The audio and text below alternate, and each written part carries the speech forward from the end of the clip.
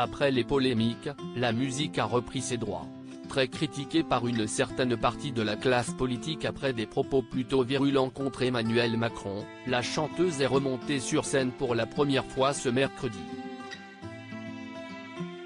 Invitée au Festival des Francopholies, elle a fait le show devant un public conquis. Les organisateurs avaient été clairs, Isia Higelin fait partie de la famille des Franco, et pas question de la lâcher, même en pleine polémique. Quelques jours après son discours plutôt violent contre Emmanuel Macron, dans lequel elle l'imaginait pendue à 20 mètres de haut comme une piñata et qu'elle voulait mettre à terre gentiment avec des battes remplies de clous, la jeune femme était de retour sur scène ce jeudi. Invitée aux Francopholies de La Rochelle, elle a en effet assuré le show comme si de rien n'était, pour le plus grand plaisir du public venu l'encourager. Mais qui n'a pas manqué de remarquer que la jeune femme n'avait pas pris la parole entre ses chansons. Histoire, sans doute, de ne pas replonger dans des polémiques qui lui valent aujourd'hui une enquête du tribunal de Nice pour provocation publique à commettre un crime ou un délit. En effet, lors du concert à Beaulieu-sur-Mer, la police avait été appelée par des membres du conseil municipal, présents sur place et choqués par ses propos.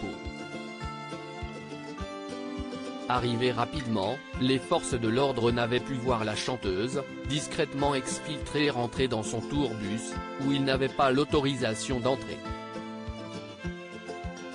Mais ces propos, qui ont fait le tour d'Internet, ont été largement repris et critiqués par les responsables politiques, notamment de la majorité, qui ont comparé cela à un appel au lynchage. La jeune femme avait bien sûr nié ces accusations. D'autres, quant à eux, avaient rappelé la liberté d'expression des artistes, et l'exemple du journal Charlie Hebdo, qui a déjà dessiné le président de la République mort ou décapité, mais qui n'est pas mis en cause. Alors, y aurait-il une nuance dans la loi? Le parquet en charge de l'enquête ne devrait pas tarder à trancher. En attendant, si le festival de Marcq-en-Barœul l'a déjà annulé, pas question pour ses fans, interrogés par BFM Télévision, de se priver d'elle. Si certains ont défendu l'idée que la musique et la culture ont toujours été politiques, d'autres nuancent un peu, expliquant qu'il faut parfois faire attention à ce qu'on dit. Mais tous, en tout cas, se sont bien amusés au son de ces rythmes endiablés. Pour la plus grande joie des organisateurs, dont le directeur Gérard Pont, je ne suis pas procureur, je ne suis pas juge, je ne suis pas ministre de l'Intérieur. Elle était programmée aux Francopholies, elle fait partie de la famille des Francopholies, comme Jacques Higelin, le père de la chanteuse, note de la rédaction, qui a été l'un des artistes les plus programmés.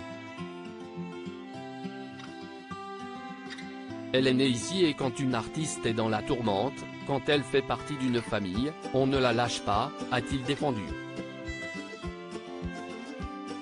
Cet été, la jeune femme, sœur d'Arthur H., devrait être programmée sur une vingtaine de festivals.